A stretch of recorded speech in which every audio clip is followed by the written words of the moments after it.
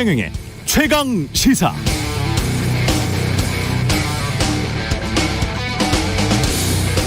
네, 이번 주는 다 힘들었습니다. 지난 주말 참사가 일어난 뒤 정부는 서둘러 애도 기간을 선포했습니다. 정부는 주체가 없는 행사였기 때문에 어쩔 수 없었다는 식으로 변명했죠. 행안부 장관은 경찰 배치에서도 막을 수 없었다고 책임을 회피했습니다. 총리는 외신 기자회견에서 뉴욕 양키스와 보스턴 레드삭스 경기였다면 경찰력을 많이 투입했었겠지라는 어처구니 없는 농담을 영어로 했습니다. 총리는 그럼 스스로 잘나 보일 거라고 생각했을까요? 정부, 지자체, 책임 있는 당국자 누구도 한동안 공식 사과를 하지 않고 버텼습니다. 대통령은 일반인들에게는 출입이 통제된 참사 현장 골목길에서 여기서 그렇게 많이 죽었냐고 무심결에 물어보더군요. 바로 그 골목길에 이태원의 한 상인은 경찰 저지를 뚫고 들어가서 떠난 아이들 밥 한 상이라도 차려주고 싶다며 무릎을 꿇었고, 이를 저지하던 경찰은 결국 상인 아저씨의 어깨를 두드리며 함께 울었습니다. 사망자 합동 분향소를 전국에 설치한 정부의 애도 기간은 내일까지. 그러나 희생자들에게 미안하다는 아픈 감정은 다음 주에도 1년 뒤에도 오랫동안 지속될 것 같습니다.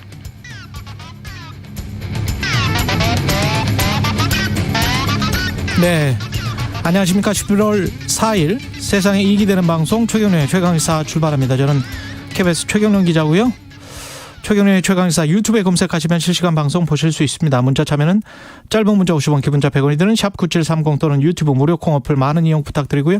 오늘 최강시사 이태원 참사의 진상규명과 책임자 처벌에 대해서 여야 의원 차례로 만나서 이야기 나눠보고요. 뉴스는 쉽니다.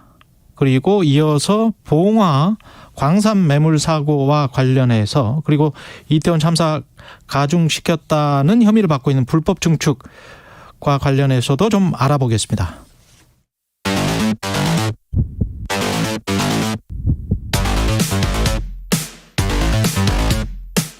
오늘 아침 가장 뜨거운 뉴스 언박싱.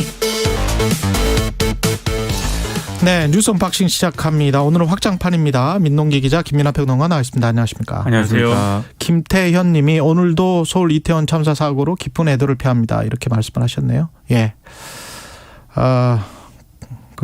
뉴스 언박싱 시작하겠습니다. 오늘 금요일이네요.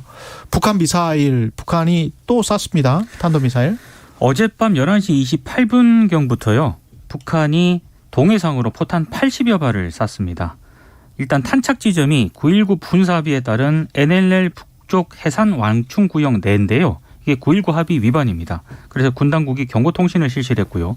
사실 이 북한의 도발은 어느 정도 예상이 됐습니다. 왜냐하면 어제 오후 2시께 우리 군 당국이 한미 협의를 거쳐서 비질런트 스톰의 훈련 기간을 연장하기로 했다, 이렇게 밝혔는데, 이렇게 입장을 밝힌 이후에 박정천 북한 중앙군사위 부위원장이 담화를 발표를 하거든요.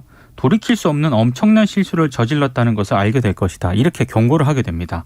이 담화 1시간 뒤 어젯밤 9시 35분께부터 한 15분까지 북한이 황해북도 곡산 일대에서 동해상으로 단거리 탄도미사일 3발을 쐈고요.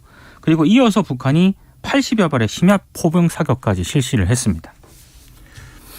어제 심각했던 게 이게 우리가 비질런트 스톰을 연장한 것은 이게 미국에 있는 국방부 장관이 합의를 한 건데, 그 대응이 사실 이에 앞서서 북한이 이 대륙간 탄도미사일로 추정되는 이 미사일 발사를 했기 때문에 거기에 대한 우리 대응이 있었고, 그다음에 그것에 대해서 북한이 지금 반발해서 또 이렇게 하는 거거든요.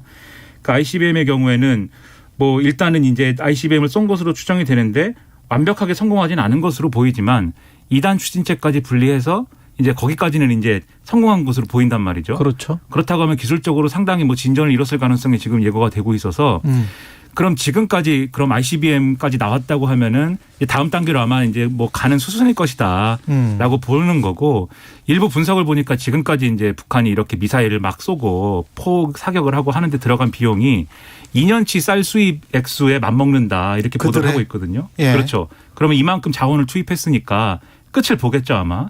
그런 수순으로 가는 것 같습니다. 아이 끝을 본다는 이야기는 약간 좀 지나친 것 같고 이 7차 핵실험을 얘기하는 겁니다. 7차 핵실험? 네네. 7차 핵실험. 그러니까 그게 목표고 그걸 달성하기 위해서 가는 수순인 것 같다라는 그렇죠. 얘기입니다. 근데 그걸 언제 할지는 홍민 연구원은 어제 홍민 실장은 11월 8일 이후에 좀 한 서너 달 있다가 할 것 같다. 내년 초 이렇게 이야기를 했었는데 다른 북한 전문가 관련해서 도발과 관련해서 좀 이야기를 들어보겠습니다. 봉영식 연세대학교 통일연구원 전문연구위원 전화로 연결돼 있습니다. 안녕하세요. 예, 안녕하십니까. 예, 지금 북한이 어제 이제 또 미사일을 쐈는데 이것도 그들의 주장으로는 우리가 하는 비질런트 스톰 훈련 기간 연장한 거에 관한 무슨 항의의 표시입니까? 예, 그렇습니다. 북한군설 1위라고 할 수 있는 박정천 당 중앙군사위원회 부위원장이 이런 연합훈련을 엄청난 실수, 통제 불능의 국면이라고 했죠. 그리고 지난 10월 31일에 외무성 대변인 담화 형태로 발표한 담화문을 보면은 사상 최대의 연합 공중훈련을 왜 하는가? 예. 이것은 미국 핵전쟁 각본이다 하면서 대규모 상륙작전, 참수작전과 같은 것을 하는 것은 침략 전쟁이다. 여기에 대해서 후과를 전적으로 책임져야 할 것이라고 이미 이야기를 하였죠. 그리고 11월 1일 박정천 비서 담화문을 봐도 비질런트 스톰은 예전에 그 이라크 전쟁 90년, 91년에 데저스 스톰의 명칭을 본딴 것이다. 이것은 노골적인 침략적이고 도발적인 군사훈련이라고 평가한다. 대단히 재미없는 징조이고 이렇게 우리 공화국의 정권 종말을 핵 전략의 주요 목표로 정책화하였으니 우리는 가장 끔찍한 대가를 치르게 만들 것이라고 이미 엄포를 했어요. 그런데 이제 훈련을 연장하니까 거기에 대해서 또 미사일을 발사한 것이죠. 우리는 근데 그게 전혀 그런 의도는 아니죠. 봉 박사님 보기에는. 우리 정부와 주한미군의 공식적인 입장은 이것은 어디까지나 방어를 위한 연합훈련이다. 이렇게 이야기하고 있습니다. 근데 혹시 이렇게 하다가 잘못해서 누군가의 뭐 실수 또는 뭐 의도가 진짜 있을지도 모르겠습니다만은 국지전까지 벌어질 수도 있습니까? 어떻게 보세요? 그럴 가능성은 높지 않다고 봅니다. 예. 이 한국 전쟁이 사실 끝나지 않았죠. 1953년 7월 27일에 정전 협정이 한국 전쟁을 멈춘 것이지 이제 종결한 건 아니지 않습니까? 예, 그렇죠. 한반도 안보 상황이 참 복잡한데 법적으로는 계속되고 있지만 현실적으로는 사실 종전 상태 아니겠습니까? 하지만 이 역사를 보면은 일촉즉발의 이제 상황이 많았죠. 판문점 도끼 만행 사건이라든지 그렇죠. 예. 목함지뢰 사건도 청취자분들은 기억하실 겁니다. 그래서 우리의 그런 그 군사 분계선 하에서 이런 그 대북 확성기 방송에 항의하는 걸로 우리 측에 이제 북한군이 그 포격을 가해가지고 진돗개 하나가 2015년 8월에 발령이 되고 그때도 긴장 상황이었죠. 그때 북한이 사실 꼬리를 내리고 황병서 총정치국장이 내려와서 우리 측의 김관진 안보실장과 담판을 했습니다. 예. 사실 그때는 뭐 중앙방송에서 유감 표명은 했지만 사실은 꼬리를 내렸다는 것이 정설입니다. 그러니까 북한이 이렇게 미사일을 쏘는 것도 잘 보시면은 미사일 실험을 제대로 하겠다는 것이 목적이 아닙니다. 지난번에 쏜 ICBM도 그렇고 이번에도 공중 폭발을 했거든요. 예. 이게 비싼 미사일을 이렇게 함부로 쏘는 것은 다 이유가 있습니다. 그만큼 화가 나 있고 그만큼 무서운 거죠. 그 미사일 개발보다도. 화가 나 있고 무섭다는 것은 본인들이 아주 지금 궁지에 몰려 있다. 두렵다. 그렇죠. 미국이 두렵다. 이게 이런 표시입니까? 그러니까 미국하고 윤석열 정부하고 뭔가 이제 예전 같으면 이렇게 도발 수위를 높이면은 물밑에서 협상에 응하긴 했거든요. 근데 이제 북한이 예전에 이명박 정부 때 그 비밀리에 접촉한 것도 공개하면서 망신을 주고 바이든 행정부도 그렇고 한국의 보수 정부도 북한은 협상을 한 다음에 꼭 끝이 안 좋았다. 아무 소용이 없다. 결국에는 우리가 할 일을 계속하는 게 제일 좋다. 이런 결론을 내린 것으로 보입니다. 그때도 이제 목함 지뢰 사건이 나고 우리 측 대북 확성기 쪽으로 해서 포격을 가했을 때 우리도 강경 대응을 2015년 했는데 황병서 그 정치국장이 와가지고 유감 표명을 하고 했는데 그때도 이야기한 게 애매했거든요. 이것은 남쪽이 만들어낸 근거 없는 사건이다. 그리고 남측 당국이 앞으로 정신 차리고 북남 관계 발전에 실질적으로 이바지하기를 바란다. 이런 식으로 했어요. 그러니까 국민 입장에서는 이게 과연 사과 표명인가 제대로 된 유감 표명인가 했는데 딱 4개월 후에는 또 2016년 1월에 그 증폭 핵 분열탄 실험을 했고 그래서 그 당시 박근혜 정부는 2월 10일에 개성공단 전면 가동을 결정합니다. 그러니까 이런 것을 반복하다 보니까 이 한국 정부 입장에서는 또 미국 정부도 북한과는 이렇게 물밑 협상을 하고 뭐 약속을 해도 의미가 없고 오래가지 않는다. 결국에는 힘이 가장 북한의 행동 변화를 이끌어낼 수 있는 효과적이고 강력한 수단이다. 이런 이제 합의가 이루어졌기 때문에 계속 강경 국면을 유지하고 있는 것으로 보이고 북한 입장에서는 기대할 수 있는 것은 우리 여론밖에 없습니다. 아까 사회자께서도 말씀하신 대로 이러다 전쟁 나는 거 아닌가. 윤석열 정부가 지나친 게 아닌가. 위기관리 제대로 못하면 어떻게 되는가. 이런 여론의 변화에 북한 측은 가장 기대를 하고 있을 것입니다. 그러면 우리 정부 기조는 앞으로 훈련 계속하고 한미연합훈련 계속하고 북한이 저렇게 도발을 해오면 대응 사격하고 그러면서 한쪽으로는 대화는 언제든 열려 있다. 이렇게 말하면서 북한이 손을 내밀 때까지 기다리는 그 방식을 계속 유지할 것 같습니까? 예, 그렇습니다. 근데 이제 대화의 문은 열려 있다 하더라도 예. 북한이 이런 애매한 유감 표명 정도로 넘어가는 것을 원하는 것은 아니죠. 과거에 여러 가지 경험이 있으니까요.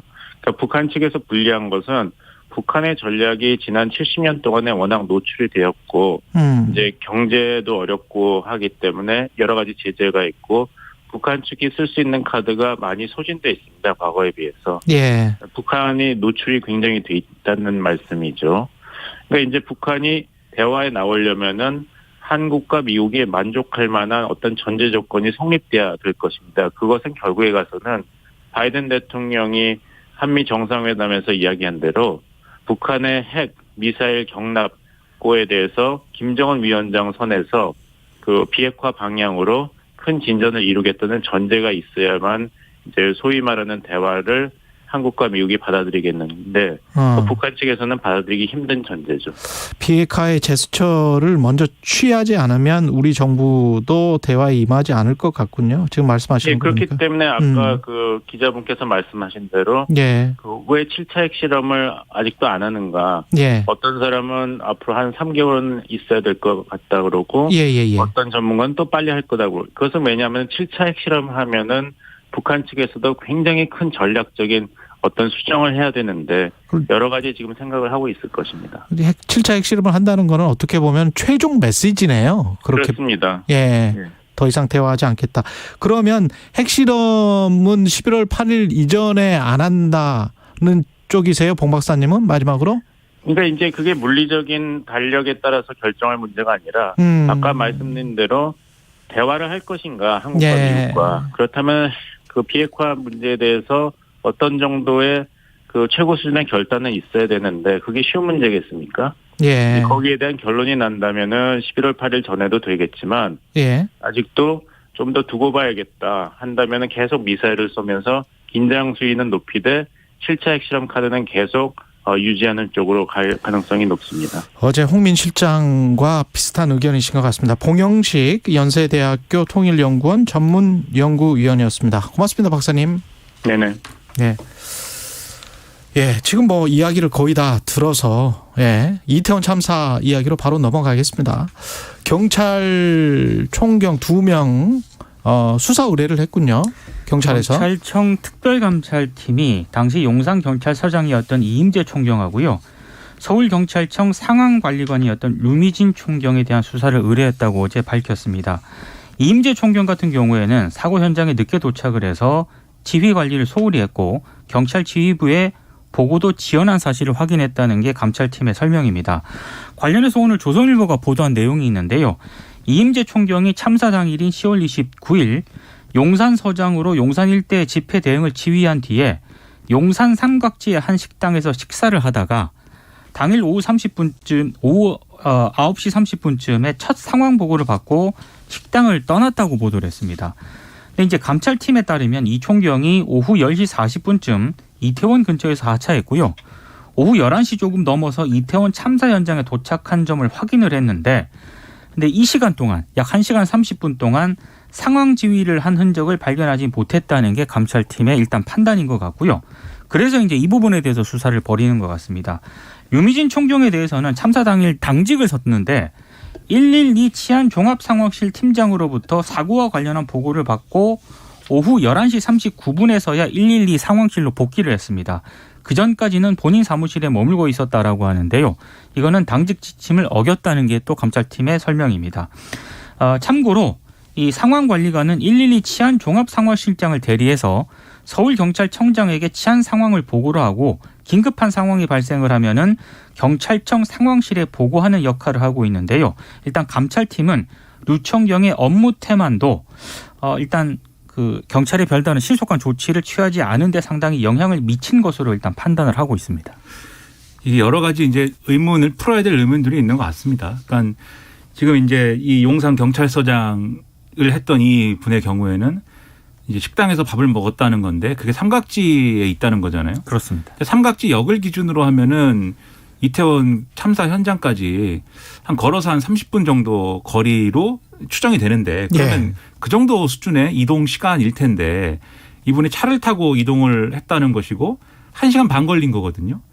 1시간 반이 걸릴 이유가 있었는가가 의문이고 뭐 이분은 이제 감찰팀한테 그렇게 얘기를 했다는 거예요. 이게 차를 타고 가다가 너무 이제 막 길이 막혀서 내려서 걸어가고 하느라고 뭐 늦었다라고 하는데 그걸 고려해도 지나치게 오랜 시간이 걸린 거여서 지금 우리가 알고 있는 내용이 전부냐 요거는 이제 앞으로 수사를 통해서 확실하게 이제 나와야 될 것 같고 그다음에 이 112 이 상황을 총괄했던 이 총경의 경우에는 자기 사무실에 있었다 그냥 얘기가 이렇게 되잖아요. 지금 이 상황관리관이 자기 사무실에 있었다라는 게 이게 특별한 또 이유가 있어가지고 그 자리에 있었던 것인지 아니면 그냥 업무 태만을 한 것인지 상황실에 있어야 되는데 그냥 예를 들면 자러 간 건지 그런 것에 따라서 상황이 달라질 수가 있겠는데 그런 얘기는 있더라고요. 그러니까 이게 당직을 돌아가면서 하기 때문에 예.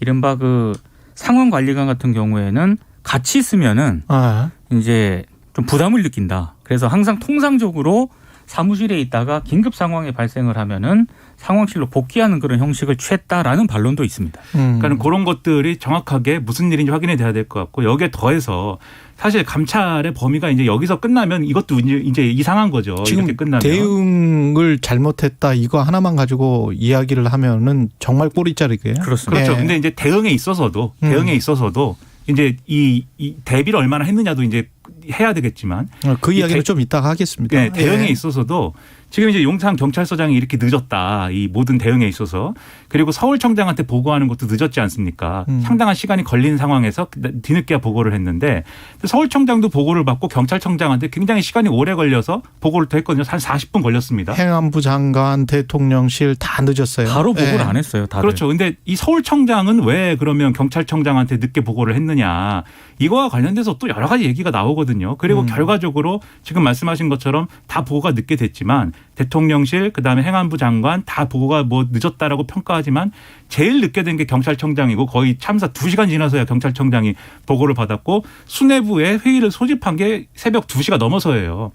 그러니까 경찰이 제일 먼저 알고 제일 먼저 움직였어야 되는 조직이라고 이 일반인들은 생각하는데 왜 그러지 않았던 것이냐. 서울청장은 왜 그랬던 것이냐. 경찰청장은 왜 그렇게 뒤늦게 움직인 것이냐. 이것을 확인하지 않으면 과연 이 현장 상황에 대한 감찰이나 수사가 제대로 이루어졌다고 볼 수 있는 것이냐. 상당히 의문입니다. 그래서 국민의힘 권은희 의원 같은 경우에는 윤희근 경찰청장의 참사 당일 행적에 대해서 조사를 해야 된다라고까지 주장을 하고 있습니다. 예.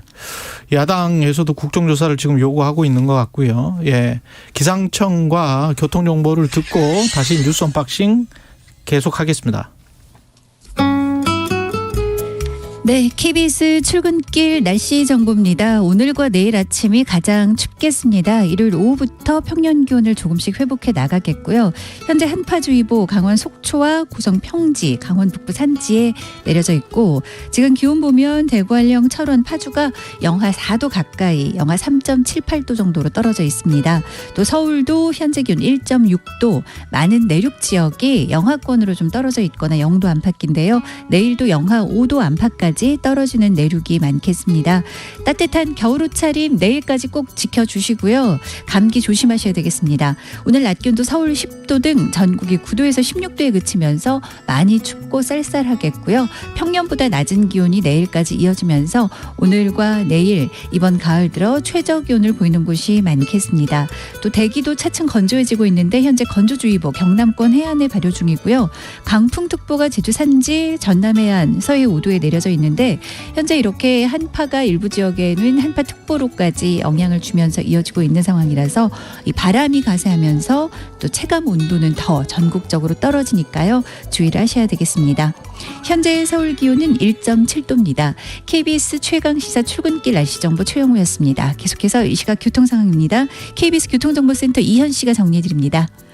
네, 오늘 금요일이죠. 출근 정체는 조금 덜한 편입니다. 다만 히터를 틀고 운전하는 분들 많으실 텐데요. 졸음운전 조심하셔야겠습니다. 경부고속도로 부산 쪽으로 남청주 부근에서 사고가 났습니다.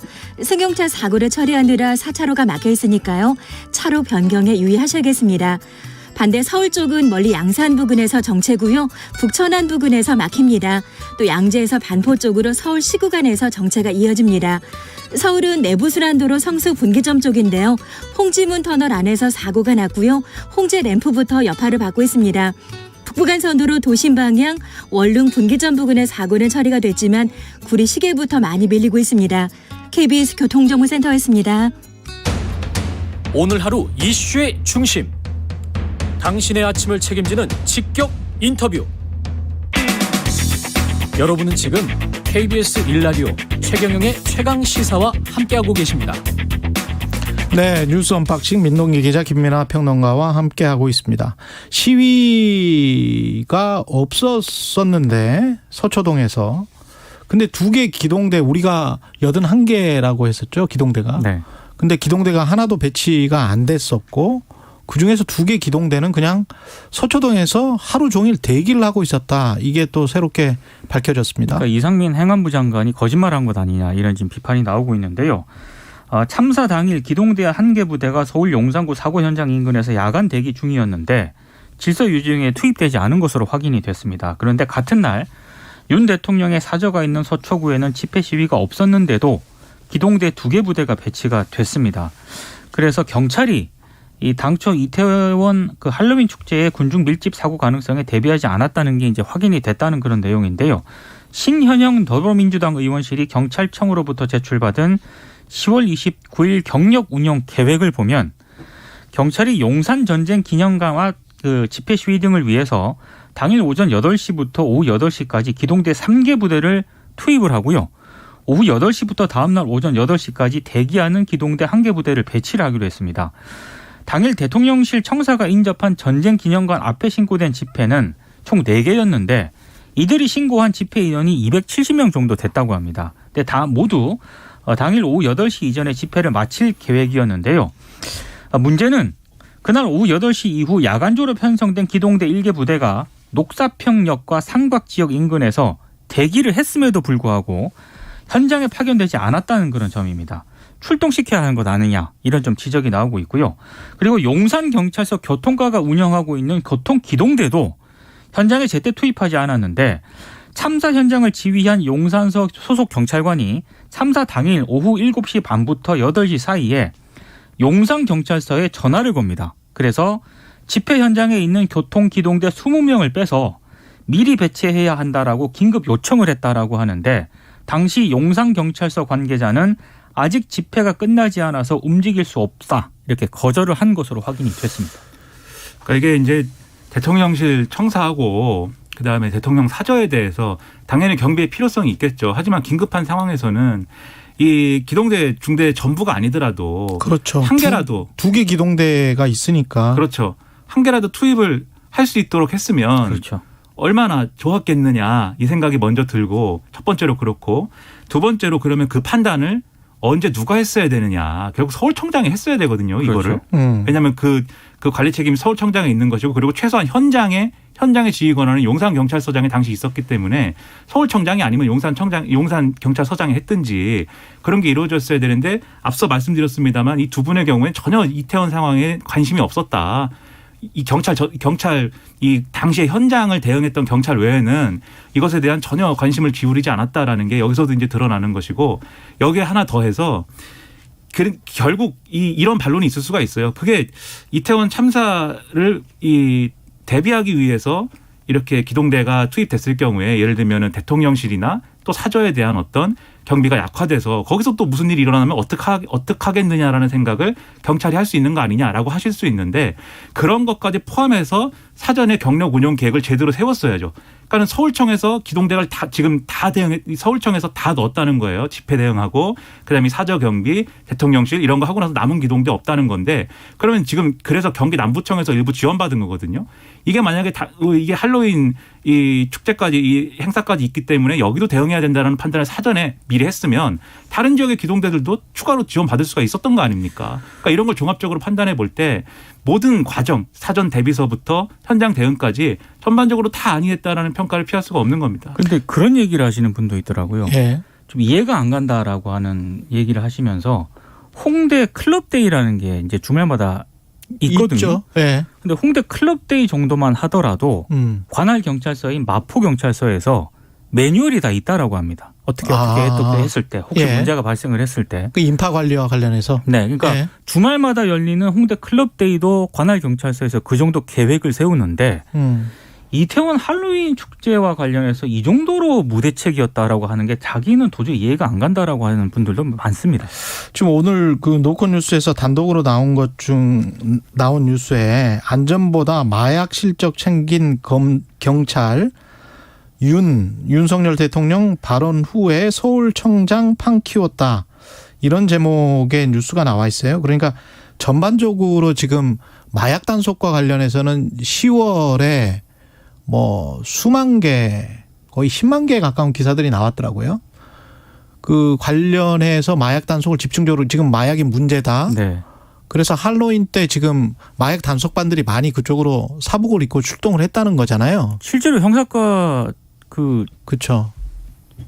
경찰들이 많이 출동을 했습니다. 사복 경찰들. 그래서 인파 관리나 이런 쪽에 훨씬 더 좀 부실했던 거 아닌가. 이런 것들. 근데 그게 바로 이제 이어질 수 있는지는 모르겠습니다. 예, 그거는 바로 이어질 수 있는지는 모르겠지만 그럼에도 불구하고 이런 것들도 하나의 원인이 될 수 있을 것 같으니까 이런 것들도 한번 좀 대비 예방했던 차원에서 왜 이런 판단을 한 건지 기동대를 왜 안 보낸 건지 거기에 어떤 마약 단속과 관련이 있는 건지 이런 것들은 뭔가 좀 더 팩트가 나와야 될 것 같아요.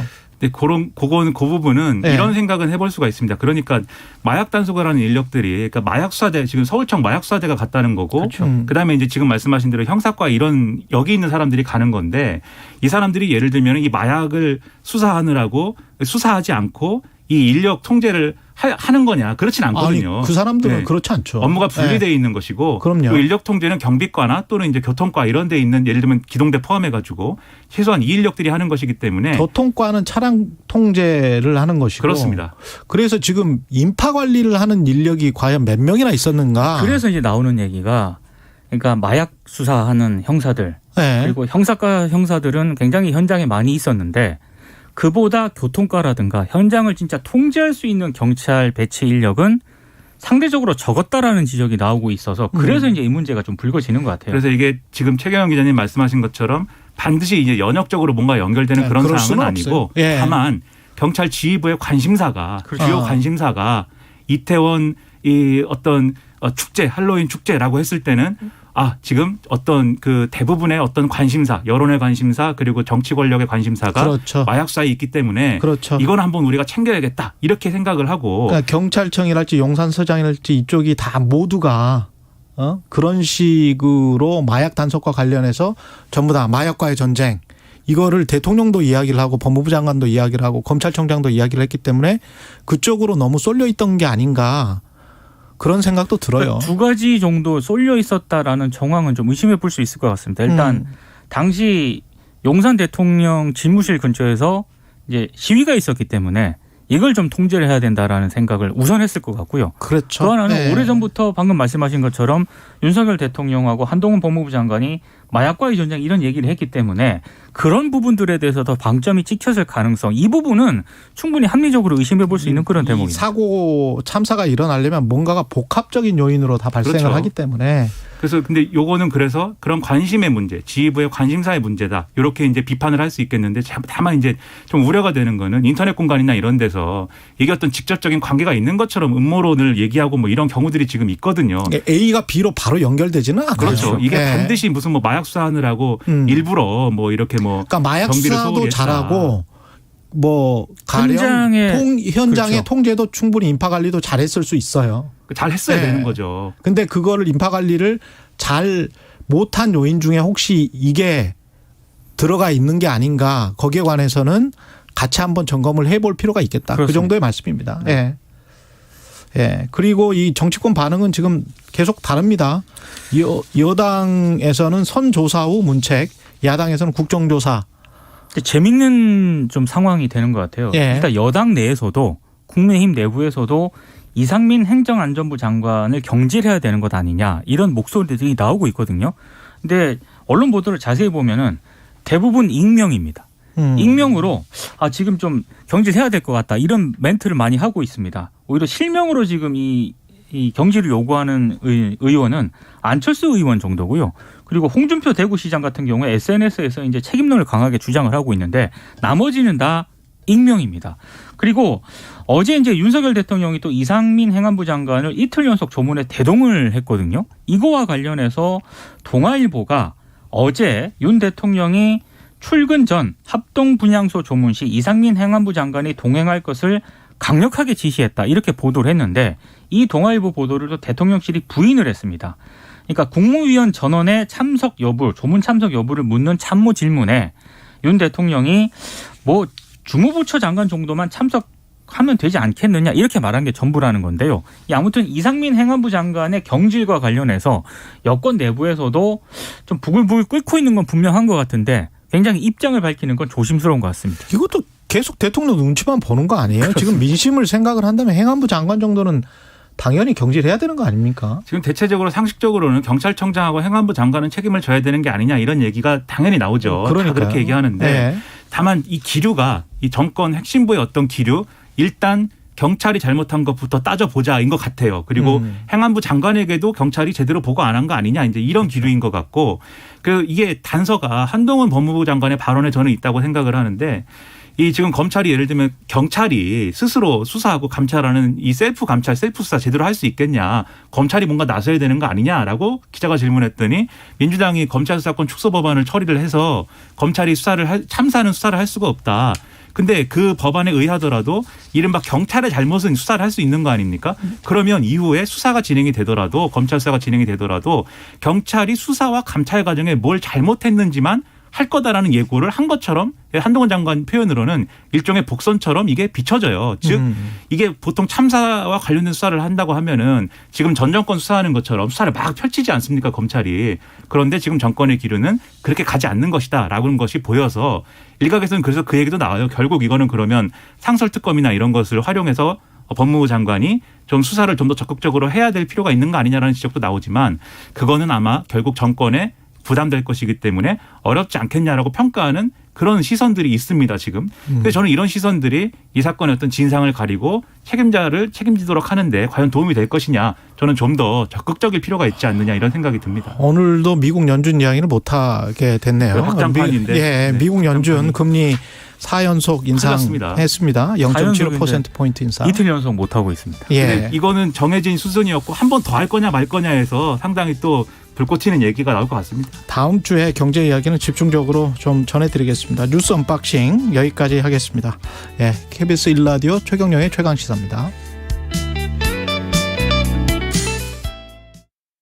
물로 인한 재난 피해 중 태풍과 홍수보다 더 무서운 피해가 있다는 거 알고 있나요? 그건 바로 가뭄입니다. 우리 주변에서도 가뭄으로 인해 단수를 경험한 사람이 늘어나고 있다는데요. 물 부족, 내가 겪게 된다면 정말 불편하지 않을까요? 물 부족 극복을 위해 하수를 정화해 식수로 활용한 싱가포르처럼 우리도 떨어지는 빗물을 모으고 하수를 깨끗하게 처리한다면 얼마든지 물을 재이용할 수 있습니다. 일상 속 물 부족 극복, 물 재이용에 여러분도 동참해 주세요. 이 캠페인은 환경부와 한국환경공단이 함께합니다. 좋은 아이템이 있는데 나도 창업 한번 해볼까? 해봐. 준비된 창업은 실패하지 않는다잖아. 근데 어떻게 준비하냐고. 창업계획 수립부터 기술 개발, 시제품 제작, 투자, 마케팅. 청년 창업의 A부터 Z까지 확실하게 준비해주는 곳이 있지. 진짜? 거기가 어딘데? 청년 창업 사관학교. 만 39세 이하 청년으로 창업 후 3년 이내 초기 기업이나 예비 창업자 모두 지원받을 수 있다고. 대한민국 청년들이 마음껏 창업할 수 있는 환경을 만들어내겠습니다. 청년 창업 사관학교. 중소벤처기업부.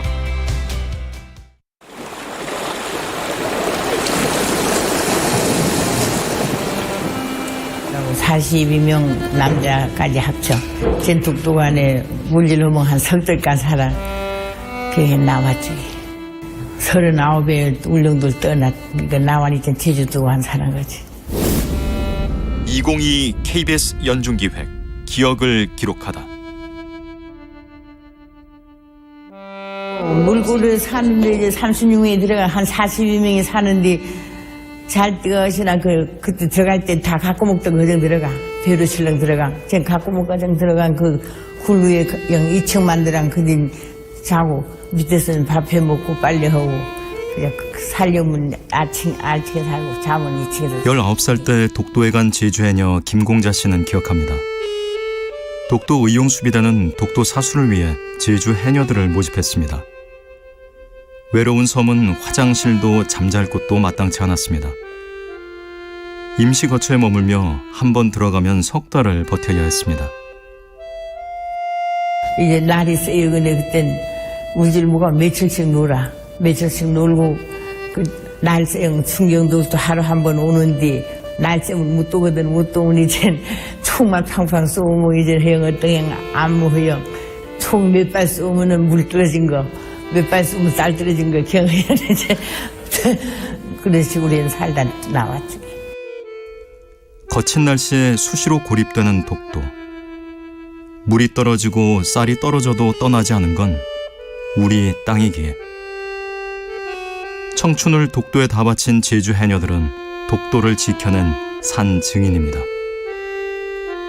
당신과 대한민국의 기억, KBS가 기록합니다.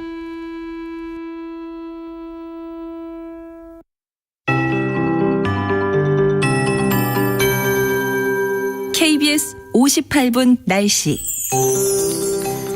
곳곳에 겨울 추위가 찾아온 아침입니다. 오늘 아침 한파주의보 강원 속초와 고성 평지 또 강원 북부 산지에 내려져 있고요. 바람도 강해서 건조주의보 경남권 해안에 발효 중인데 강풍특보까지 겹쳐 있는 곳 전남 해안과 제주 산지 서해 5도 쪽입니다. 강한 바람과 또 건조함이 가중되고 있습니다. 불씨 관리 특별히 잘해 주셔야 되겠고요. 단풍길로 산행이 많은 요즘이라서 각별히 산불 조심을 하셔야 되겠습니다. 이렇게 겨울 추위가 찾아오면서 현재 기온 보면 대구, 한령, 철원, 파주 영하 4도 가까이 영하 3도대 후반을 기록하고 있고요. 서울도 1.7도의 기온을 보이고 있습니다. 이번 가을 최저 기온이 오늘 이어지고 있는데 내일 아침까지 비슷하게 춥겠고요. 또 내일 낮까지도 기온이 오늘보다는 1, 2도 오름세를 띠겠지만 춥겠고 일요일 오후부터 점차 기온이 평년 수준과 비슷해지면서 조금씩 추위가 나아지겠습니다. 모레까지는 하늘은 맑겠고 이렇게 대기가 건조합니다. 오늘은 밤까지 울릉도 독도에 가끔 비가 오겠고요. 올해 겨울은 이렇게 한파와 가뭄의 강도가 더 심해질 거라고 합니다. 3년 연속 지속되는 라니냐 때문인데요. 각별히 오늘과 내일 많이 추워졌으니까 따뜻한 옷차림 주의를 하셔야 되겠습니다. 지금 서울 기온 1.7도입니다. 최영우였습니다.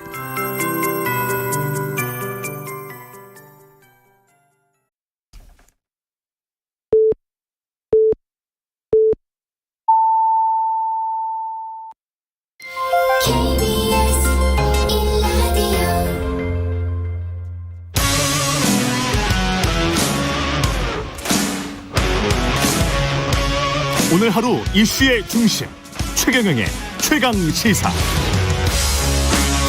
네, 이태원 참사를 애도하자며 여야가 초당적 협치를 이야기를 했지만 얼마 못 갔습니다. 다시 싸움이 시작된 것 같은데요. 더불어민주당 우상호 의원 나와 있습니다. 안녕하세요. 네, 안녕하십니까. 지금 가장 눈에 띄는 발언이 국민의힘 김기현 의원이 이게 야당이 국정조사를 요구한 이유입니까? 그 이전인지 잘 모르겠습니다만은 자신을 둘러싼 온갖 비리 의혹으로 죽상이던 이재명 더불어민주당 대표가 요즘 얼굴에 웃음기가 가득한 모습을 보이고 있다. 이거는 김기현 의원이 요새 이재명 대표를 자주 보시나요? 아니, 만날 수가 없죠. 그분이 최근에 연이어서 이재명 대표 저격수를 자처하고 있잖아요. 네. 근데 차기 국민의힘 당대표 나오시겠다는 분이 당대표 되기도 전에 이재명 대표 저격수 활동만 하고 계시니까 제가 볼 때는 좀 한심해 보여요. 그리고 이 국가적 재난이 생겼는데 이재명 대표 비판에만 열을 올리고 있는 모습에서 정말 국민의힘 지도부급 되는 인사들의 이 어떤 판단과 상황 인식이 너무 아니하다. 지금 이재명 대표 공격해서 도대체 이 국가적 재난에 대한 국민들의 이 정부에 대한 책임론, 여당에 대한 질타를 피해갈 수 있다고 생각하나. 간교한 수죠, 간교한 수. 간교한 수다. 간교한 거죠. 이재명을 공격해서 국민의 관심들을 이 재난의 책임론으로부터 우리 야당의 대표에 대한 비호감, 비판으로 끌고 가겠다는 그런 획책인데 저는 지금 그럴 때인가. 평상시 같으면 뭐 그런 비판을 할 수도 있지만 지금 같은 시기에는 좀 무겁게 느끼게 되는 거 아닌가. 여당의 당대표가 되겠다고 하는 분, 원내대표까지 하신 분이 이런 잔수를 쓰셔도 되겠나 하는 생각이 들고요. 좀 책임감을 느끼는 모습을 좀 보여줬으면 좋겠어요. 야당은 민주당은 지금 국정조사를 하자고 한 게 언제부터 국정조사를 하자고? 어제부터 시작한 거예요? 어제부터 네네. 정식으로 국정조사 하자. 어제도 지도부가 얘기한 것이 아니고 예. 더 좋은 미래라고 하는 민주당 내의 의원 모임에서 주장을 한 겁니다. 예. 지금까지는 개인적으로 기자들을 만나서 그게 뭐 필요하지 않아 이렇게 말하신 분은 있어도 야당에 공식적으로 요구한 사람은 없어요. 예. 원래 국정조사는 요구를 하는 거잖아요. 그렇죠. 예.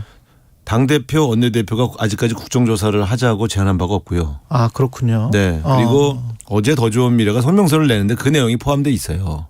그러면 당대표는 원내 요즘은 기자들이 예. 정치부 기자들이 기사를 쓰면서 과거에는 지도부급 인사가 얘기할 때만 민주당은 이렇게 썼거든요. 예.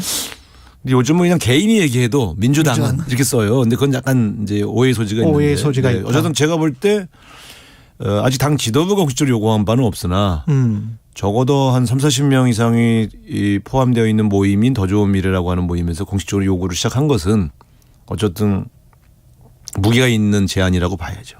그럼 앞으로 지도부에서 논의해서 최고위에서 논의해서 국정조사를 여당에 정식으로 요구할까요? 저는 국정조사는 피할 수 없다고 봅니다. 피할 수 없다. 이게 네. 왜 그런가 하면은 이 정도 국가적인 재난이 생겼는데 왜 이런 일이 생겼고 그리고 사건 초기에 왜 이렇게 대처를 잘 못했고 그리고 그 이후에 어떤 일이 생겼나 이걸 전체를 이 국정조사가 아니고서는 진상을 보여줄 수가 없어요. 정진석 대표가 검찰 수사를 할 수 없게 되었다 이런 얘기를 하는데 수사는 그건 사실 또 검찰 수사 할 수 있거든요. 근데 수사는 처벌을 목적으로 하기 때문에 광범위한 진상 규명을 하는 게 아닙니다.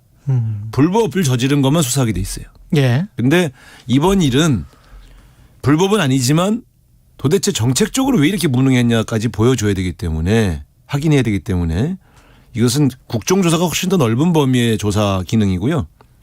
수사는 처벌, 법을 어긴 것만 처벌하기 때문에 예. 법을 어긴 게 아닌데 잘못한 것은 조사 대상도 아니거든요. 그런 측면에서 국정조사와 수사가 같이 가야 됩니다. 이번 건은. 이번 것은 네, 그렇습니다. 국정조사와 수사가 같이 가야 된다. 네. 전반적으로 국정이 어떻게 운영됐는지 어떤 난맥상이 있었는지 한번 봐야 되겠다. 예를 들면 이런 겁니다. 용산구청과 서울시가 왜 사전에 이런 대책을 세우지 않았느냐. 그건 불법은 아니에요. 예. 그렇잖아요. 그렇죠. 이 이렇게 엄청난 인파가 몰릴 걸 예상해서 대책을 잘 못 세웠어요? 그건 처벌할 수는 없어요. 불법은 아니기 때문에. 직무유기도 안 그 되겠죠. 직무유기를 규정하기가 굉장히 어렵습니다. 예, 안 되겠죠. 네, 그러니까 그거는 국정조사에 두 분이 증인으로 나와서 용산구청장과 서울시장 앉혀놓고 왜 사전에 안 했어요? 그때 뭐 했어요? 용산구청장한테는 왜 당신이 직접 진두지 안 하고 부구청장한테 그 회의를 맡기고 당신은 왜 다른 행사에 갔어? 이걸 따져봐야 되거든요. 근데 예를 들면 부구청장 주재의 회의에서도 어떤 얘기가 오갔는지를 그건 수사의 내용이 아니잖아요. 그러니까 수사를 할 것과 국정조사를 할 게 따로 있다. 그런 말씀이시고. 국정조사가 훨씬 넓은 범위고요. 예. 수사는 그중에서 불법을 저지른 것만 그렇겠죠. 하게 돼 있습니다. 예. 근데 정진석 비대위원장은 그리고 한동훈 법무장관도 비슷한 이야기인데 이게 수사를 제대로 하려면 검수완박법을 개정하자. 그러니까 이제 저는 그런 태도들이 국민을 분노하게 하는 거예요. 자꾸 이 똑같은 거에 김기현 대표 말도 그렇고 예. 자꾸 본질에서 딴 쪽으로 관심을 옮기려고 하는 거예요. 저게 뭔 소리냐. 남 탓하는 거예요. 남 탓. 그러니까 이번 행사는 주최측이 없어서 그래서 대처를 제대로 할 수 없었다. 이 소리가 핵심이 뭐예요? 내 책임 아니야. 그렇죠. 내가 책임 내 책임 아니고 원래 요런 거였어. 이건 내가 막을 수 있는 게 아니야. 이런 얘기잖아요. 그렇죠. 진상조사 국면으로 좀 넘어가고 있는데 이 검수완박법 때문에 진상조사 제대로 못해. 의지가 없는 거지. 무슨 그것 때문에 못해. 말도 안 되는 소리지. 예. 지금 상황에서 지금까지 나온 팩트들만 봤을 때는 뭐가 가장 심각했다. 이번 대규모 참사와 관련해서는. 두 가지예요. 하나는 제가 도저히 이해할 수 없는 게 사전에 왜 이렇게 많은 인파가 몰려서 생길 수 있는 안전사고 대책을 안 세웠느냐. 예방 차원에서요. 예. 이게 제일 중요하거든요. 두 번째는 어쨌든 사고가 났어요. 그래서 막 신고가 몰려 들어와. 그렇죠. 112. 그럼 당연히 국가가 개입을 해줘야죠. 사고가 났잖아요. 근데 그때 경찰청장과 소위 말하면 서울청장, 용산서장 누구도 현장 주의를 안 했잖아요. 예. 그러니까 초동 대처를 못한 거예요.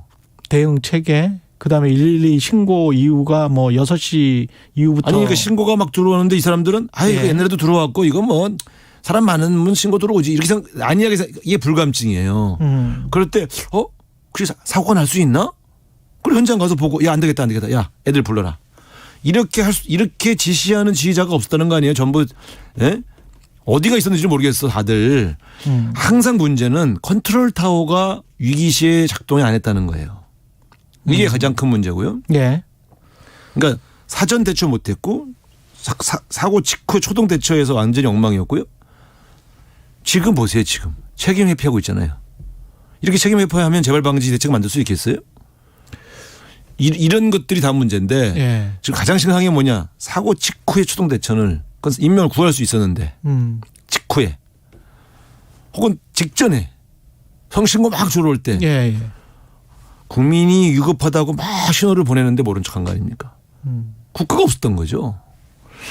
저는 주체가 없었으니까 주체 없는 행사이기 때문에 뭐 어쩔 수 없었다는 발언에 참 어이가 없는 게 그러면은 추석 명절, 설 명절 때 고속도로 통행 대책, 물가 대책 그건 뭐 주최 측이 있어서 세우나요?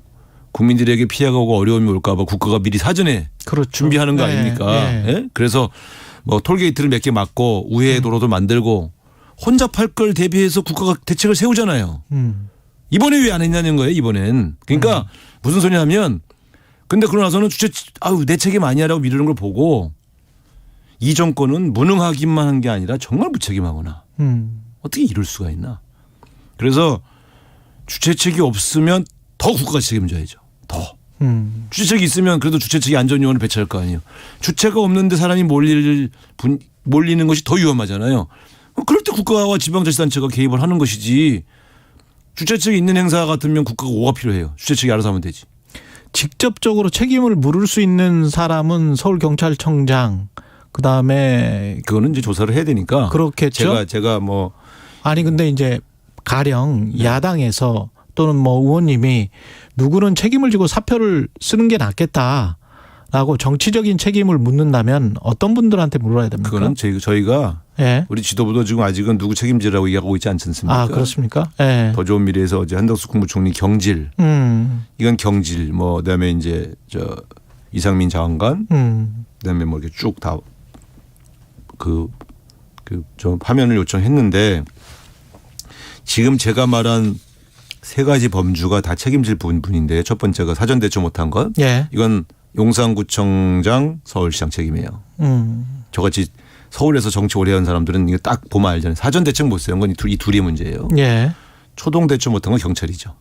신고가 112로 갔으니까. 예. 그다음에 이제 근데 이거에 대해 지휘 책임이 누가 있냐? 국무총리하고 이상민 장관이죠. 근데 이제 이 중에서 경중을 따질 거냐? 아니면 모두가 책임지게 할 거냐는 건 정무적 판단이죠, 대통령의. 아. 네. 그래서 여기서 사람이 더 화가 난 것은 이런 거예요. 이상민 장관이 그걸 책임 회피용 발언한 거 있지 않습니까? 예. 이건 정말 자격이 없는 거고요. 한덕수 국무총리가 실실 웃으면서 세상에 그 많은 국민이 죽어서 가족들이 애통해하고 있는데 국민들이 그 슬픔을 함께하고 있는데 말도 안 되는 농담하고 있는 거. 이거 공주에 자격 없는 거예요. 이걸 이래서 우리가 요구하는 거죠. 생각해 보세요. 산불 났을 때 김부겸 장관은 산불 나자마자 달려가지 않습니까? 행안부 장관 할 때. 정세균 국무총리는요. 코로나 초기에 대구에 가서 한 달을 사시잖아요. 아예 짐 싸갖고 가서 국무총리가 그 코로나 막아보려고. 이런 게 공직자 태도 아닙니까? 문재인 정부 때의 공직자들은 이렇게 했잖아요. 이 사람들은 자리를 안 지켜. 지휘를 안 해. 책임을 안 져. 어떻게 분노하지 않을 수 있어요. 결과적으로 사고를 막지 못했을 수도 있고 희생자 나올 수 있어요. 그러나 저는 이 국민의 생명과 안전을 지키는 공직자의 태도에서 저는 정말 무책임하고 무능하다고 느끼는 것이죠. 아까 말씀하신 그 국정조사 안에 혹시 뭐 10월 31일에 경찰청이 정책 참고 자료 만든 거 있지 않습니까? 그거 아직 국정조사 안을 만들고 있는 상황은 아니어서요. 예, 만약에 한다면 예. 그런 것들이 들어갈 수 있을까요? 이 사고와 직간접적으로 관련되어 있는 모든 상황을 조사할 수밖에 없죠. 뭘 빼고 뭘 넣고 할 필요가 뭐 있습니까? 네. 저는 분명히 요즘 국정조사를 저는 안 할 수 없다고 보는데 주호영 대표도 아마 각오하고 계실 거예요. 근데 여당에서 안 받아주면 할 수 있는 게 의장이 할 수 있어요. 국회의장하고 같이. 국회의장과 할 수 있어요? 네. 그러니까 어차피 할 수 있기 때문에 여당이 거부는 못합니다. 왜냐하면 이런 국가적 대란의 진상을 규명하지 않겠다는 태도를 어떻게 보일 수 있겠어요? 김진표 의장도 여기에는 그 호흡하는 분위기. 그건 제가 좀 만나보지 않았으니까 제가 말씀드릴 수 없고 내가 지도부가 아니니까. 그러나 제가 과거에 박근혜 최순실 게이트 파헤칠 때 국정조사도 했었고 청문회도 했었고 특검도 다 했거든요. 그러니까 이 국정조사로부터 특검으로 흘러가는 이 일련의 과정의 시스템을 잘 아니까 선 국정조사를 하는 겁니다. 그리고 동시에 또 수사를 하지요. 당시에도 보면 국정조사 진행할 때 검찰이 최순실 게이트 수사를 했어요. 근데 여기서 뭐냐면 대통령 조사를 못 하잖아요. 겁이 나서. 예. 그러니까 특검으로 간 거죠. 그래서 특검에서는 성역 없이 했죠. 예. 그러니까 이제 국정조사를 먼저 해야 됩니다. 그래서. 근데 여당은 지금 선 수습하자. 사태 수습이 먼저다. 그 다음에 이제 책임 추궁을 하자. 그분들이 말하는 사태 수습이 뭔가요? 이미 장례식 다 했고 많은 분들이 지금은 그럼 뭘 수습한다는 거예요? 결국 자기들에게 올 피해를 수습하겠다는 거 아니에요?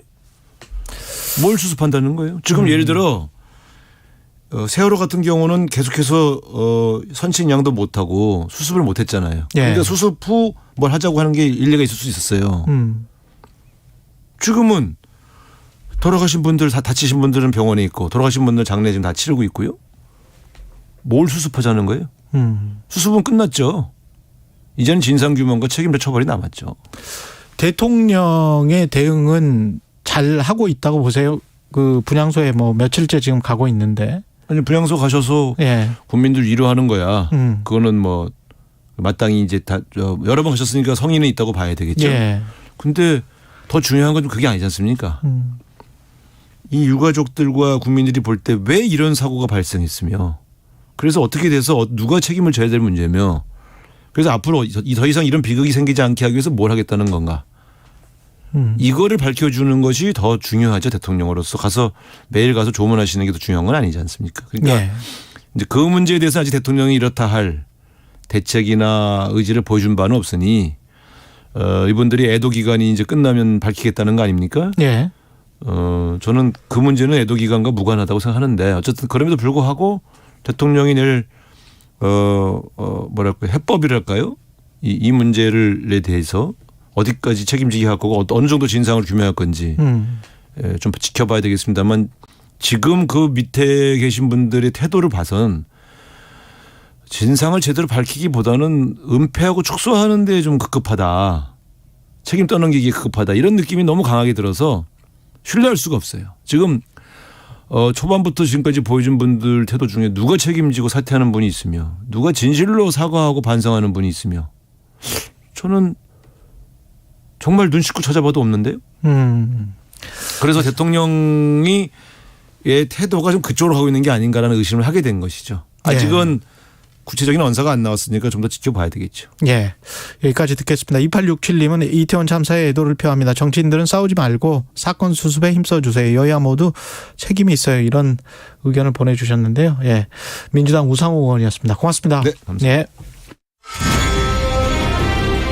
공정, 공익, 그리고 균형. 한 발짝 더 들어간다. 세상에 이익이 되는 방송. 최경영의 최강시사. 네, 이번엔 국민의힘 장동혁 원내대변인 연결해 보겠습니다. 안녕하세요, 의원님. 네, 안녕하세요. 장동혁입니다. 예. 지금 민심은 어떻게 듣고 계십니까? 이 사고에 대해서 많은 국민들이 안타까워하고 있고 경찰이 발표한 것처럼 대응을 적절하지 못한 거에 대해서 국민들이 여러 참담한 마음일 거라고 생각을 합니다. 예. 대비와 대응 이 두 가지로 나눌 수 있을 것 같은데요. 사전에 예방을 그러니까 충분하게 경찰 인력을 왜 배치를 못했을까? 이건 여당 입장에서는 어떻게 생각하세요? 지금 마찬가지로 저도 대응과 대비 두 가지 점에서 살펴볼 필요가 있다고 생각하는데 예. 지금 어쨌든 그 부분에 대해서는 수사를 하고 있는데 대비 부분에 대해서는 행사 전에 관계 기관이 사전 점검을 제대로 하고 그에 대한 대응 조치를 제대로 했는지 그리고 그와 관련해서 적절한 지휘 감독이 이루어졌는지에 대해서 살펴봐야 될 텐데 예. 그 부분에 대해서는 아직 조사 중이고 다만 이제 대응과 관련해서는 사고 전부터 이제 사고 위험이 있는 상황이라는 징후들이 있었고 여러 건의 신고도 있었는데 이제 그거에 대해서 제대로 대처하지 못했기 때문에 앞으로 경찰 수사를 통해서든지 감찰을 통해서든지 사고 예방을 위해서 어떤 조치들이 필요했는지 그리고 그런 필요한 조치들을 왜 하지 않았는지 아니면 왜 하지 못했는지 그리고 사고 전 상황이나 신고 내역 그리고 사고 직후의 상황들이 지휘 계통을 따라서 제대로 보고됐는지 또 어디까지 보고됐는지 이런 부분들에 대해서 명명백백하게 밝혀져야 된다고 생각합니다. 방금 우상호 의원은 민주당 전체 지도부가 아직 결정은 안 했다 그렇게 말은 했지만 그럼에도 불구하고 국정조사를 요구하는 민주당의 분위기는 분명히 있는 것 같아요. 네, 그렇습니다. 예, 여당에서는 어떻게 생각하십니까? 국정조사를 요구한다면. 어제 대통령실에서도 대략 입장을 밝혔지만 지금 경찰에서 매우 신속하게 강제 수사를 포함해서 수사를 하고 있습니다.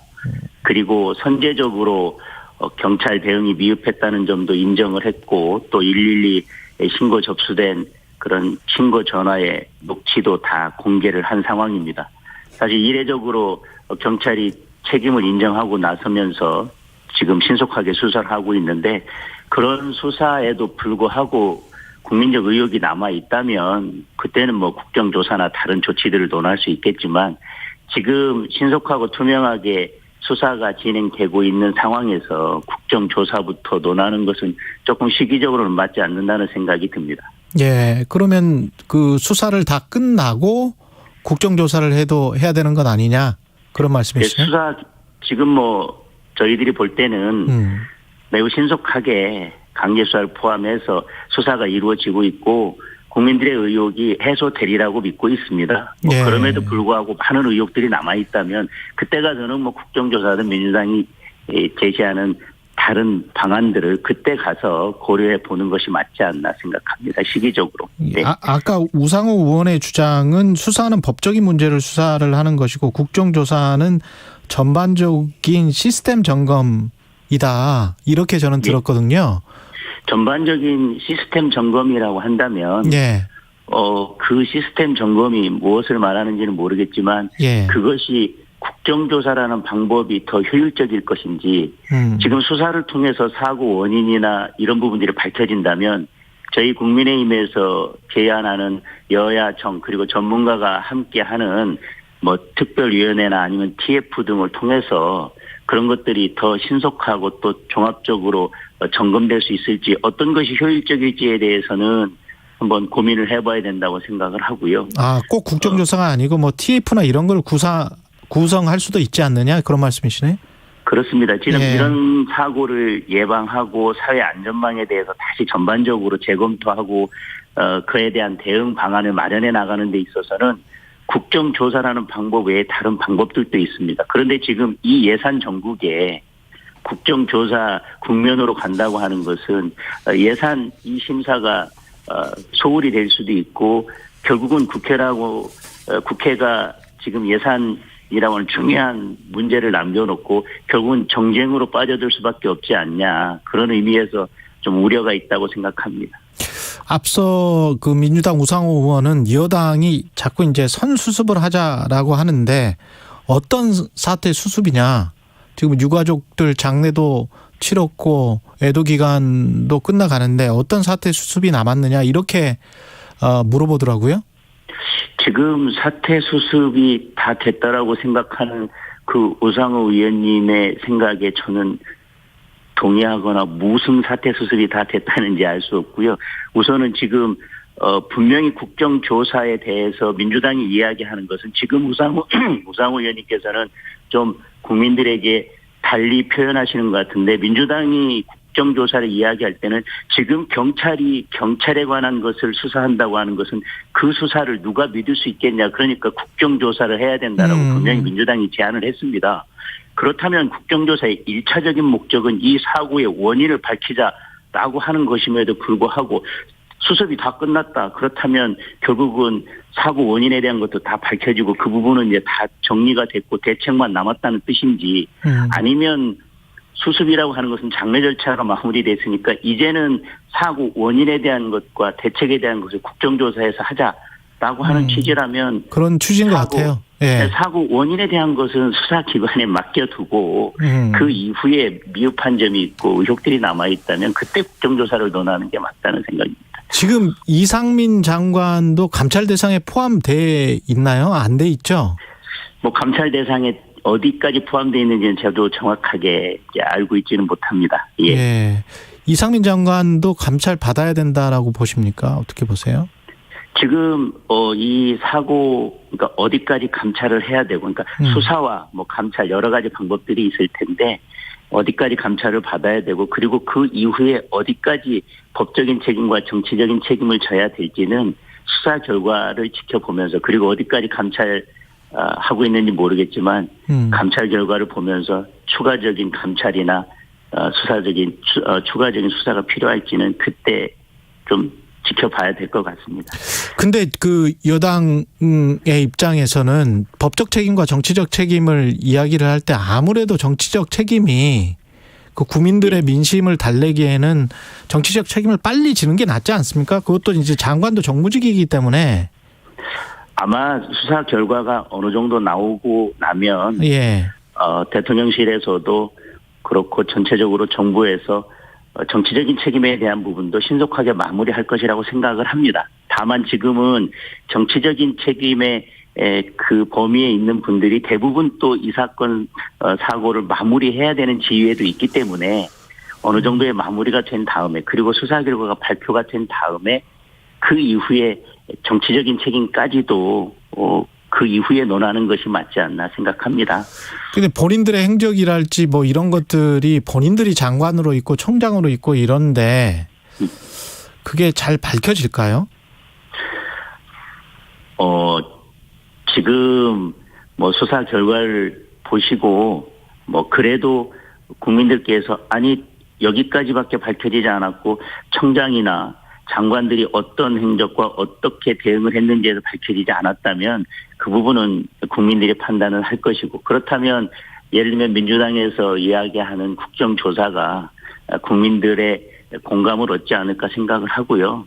다만 지금 수사 결과나 지금 대통령의 의지로 보면 그런 부분들까지 밝혀지리라고 기대하고 있습니다. 지금 대통령 의지를 말씀을 하셨는데 혹시 지금 여당의 분위기가 좀 약간 왔다 갔다 하는 것 같거든요. 제가 언론 보도만을 봤을 때는 처음에는 장관 책임론이 좀 우세했는데 이게 지금 대통령 혹시 심중을 좀 보고 좀 늦추는 거 아닌가 그런 생각도 좀 들고요. 지금 대통령이 지금 어디까지 책임을 져야 된다라든지 하는 부분에 대해서 명확한 입장을 밝히신 것은 없고 당내에서도 그거에 대해서 공식적인 논의나 공식적인 입장을 가지고 있지 않습니다. 지금 나오는 기류나 뭐 의견들은 제가 보기에는 개별 의원들입니까? 의원 개인들의 의견에 불과하다라고 생각합니다. 공식적인 입장은 누가 사퇴하는 게 맞겠다. 이 집권 여당에서는 아직은 정하지는 않은 거죠. 네, 그리고 애도 기간까지는 그런 언급을 하는 것 자체가 지금 적절하지 않고 또 지금 사고 원인을 밝히는 데에도 그런 부분들이 적절치 않기 때문에 대부분의 의원들께서는 그런 언급 자체는 자제하고 있다라고 말씀드릴 수 있을 것 같습니다. 선출직과 관련해서는 박희영 용산구청장 같은 경우에는 어떻게 생각하세요? 지금 박희영 용산구청장이 이 사건 사고 과정에서 보여준 모습이나 그 이후의 발언들에 대해서는 당시에도 사고 위험성에 대해서 적절히 판단하지 못한 부분들도 있고 그 이후의 발언에 대해서도 국민들의 눈높이에 맞지 않는 부분들도 있었다고 생각을 합니다. 다만 선출직이기 때문에 선출직의 책임 또는 정치적 책임 부분에 대해서는 일반 임명직과 또는 일반 공무원과는 좀 다른 차원이 있지 않나 생각합니다. 알겠습니다. 여기까지 듣겠습니다. 국민의힘 장동혁 원내 대변인이었습니다. 고맙습니다, 의원님. 네.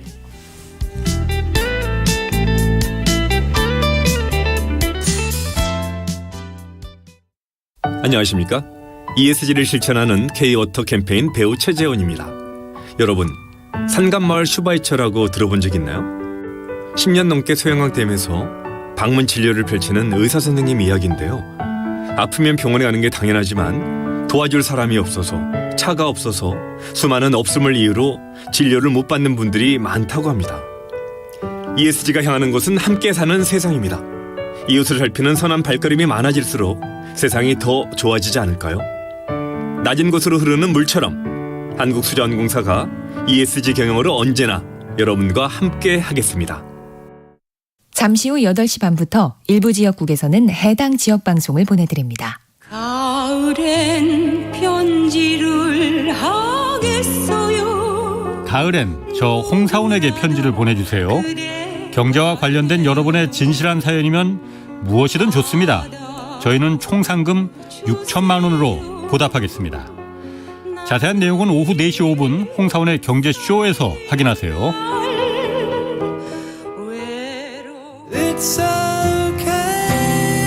진행은 서툴지만 내용은 알찹니다.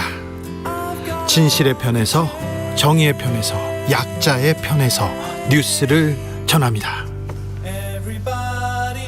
주진우 라이브와 함께 더 많이, 더 오래 웃었으면 좋겠습니다. 매일 오후 5시 5분 KBS 1라디오 주진우 라이브. 지금 시각은 8시 30분입니다. KBS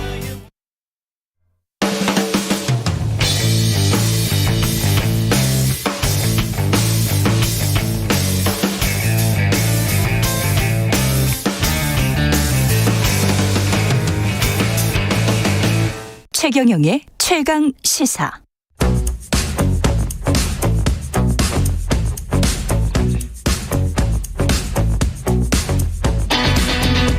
심리로 들여다보는 세상 이야기. 뉴스는 십니다. 네, 정치, 경제, 사회 등 우리 사회 다양한 이슈를 심리학적 관점에서 보러보는 시간입니다. 뉴스는 십니다. 오늘은 오랜만에 경남대학교 심리학과 김태훈 교수 자리하셨습니다. 안녕하세요. 네, 안녕하세요. 예, 애도의 심리학 오늘은 이야기를 해보려고 하는데요. 교수님도 지금 학교에 계시기 때문에 학생들도 굉장히 지금 상처가 크죠. 묘한 심리일 것 같습니다. 학생들도. 네, 특히 이제 이번에 희생당한 분들 중에 상당수가 20대잖아요. 그러다 그렇죠. 보니까 자기 또래 이야기거든요. 그러니까 굉장히 마음이 아프고 슬프고 또 분노하고 이런 복잡한 감정들을 겪고 있는 것 같습니다. 그렇죠. 예.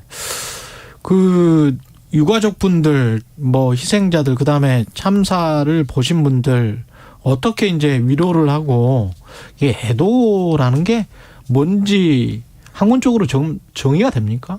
네, 애도는 뭐 심리학에서도 연구를 많이 하고 있고 네. 또 특히 뭐 자살 쪽에서 연구를 많이 하시고요. 네. 예. 다양한 분야에서 연구를 많이 하고 계신데 일단 제일 중요한 건 지금 유가족 분들이 경험하는 건 아주 깊은 상실감이거든요. 이 사랑하는 가족을 잃은 슬픔, 상실감, 이건 어떻게 표현할 수 있을지 잘 모르겠습니다. 게다가 이번에는 특히 자식을 잃은 부모님들이 그렇죠. 굉장히 많으시거든요. 네.